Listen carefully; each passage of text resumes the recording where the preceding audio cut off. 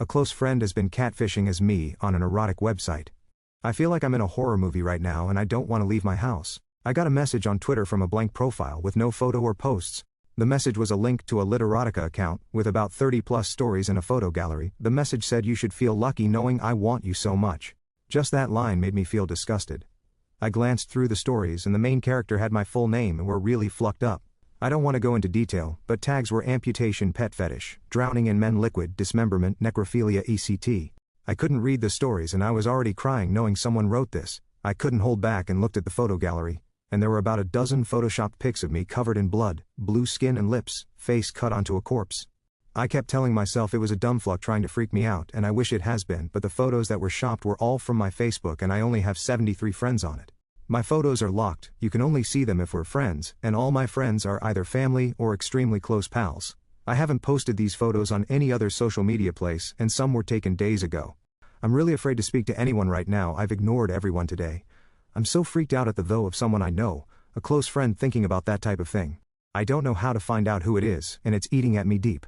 Any ideas on how to find who's been posting these? Relevant comments. I would do an experiment where you post a picture, but change your settings so that it's only visible to a few people on your friends list.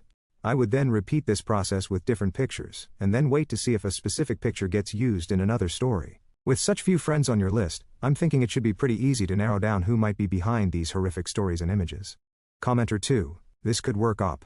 I remember a user from Mar Creepy PMs used this tactic to find out who was sending her creepy messages about her Facebook statuses. Turns out it was her brother. Commenter 3. This is terrifying that someone can be so close and do that. I need to really analyze who I can trust right now.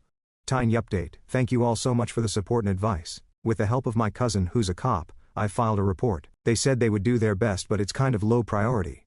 At the moment, a few officers and lovely Reddit users suggested I set up a Facebook trap, and I did. I took 5 photos that are about the same with a small difference, necklace, ring, hairpin, and modified the custom view setting. Now we wait and hope it works. Update 5 weeks later. I've been putting off writing this update for a few days. The thought of it makes me nauseous, but I think you all deserve a follow-up after helping me through this. I'll start by saying the person that's been caught. I'll lead up the details. In the original post I made a small update that I was setting a trap on Facebook by posting multiple photos that were slightly different and only visible to certain groups. Unfortunately, this did not work because Literotica removed this posts and the account. I'm happy it's gone, but I didn't have another way to find out. I tried pushing it out of my mind and took a break from social media. Also, my cousin Dan, police officer 27 male, moved in with after this, and it really helped me feel safe. For about 3 weeks I didn't go out aside from work and errands, put off friends who, at the time, didn't know why. I figured it was easier to shut out everyone until I was more comfortable. By this point I just accepted that it was a messed up prank or someone else using a friend's account, and that I needed to move on. Out of the blue I get a visit from a girl, Lori. I know her as the off-on girlfriend of David, 34 male, although this was my first time meeting or speaking to her. David was like a big brother to my cousin Dan. When Dan moved to Louisiana, David let him stay with him until he got a job. David helped him get his first car. David introduced him to his ex-wife and later helped him through the divorce. I always saw him as the nice guy that helped Dan and I through rough times. Lori is crying and having a breakdown on my porch. I couldn't make out a word she was saying through the wheezing and sobbing. She calms down a bit and says she's called the cops on David. Then she told me everything.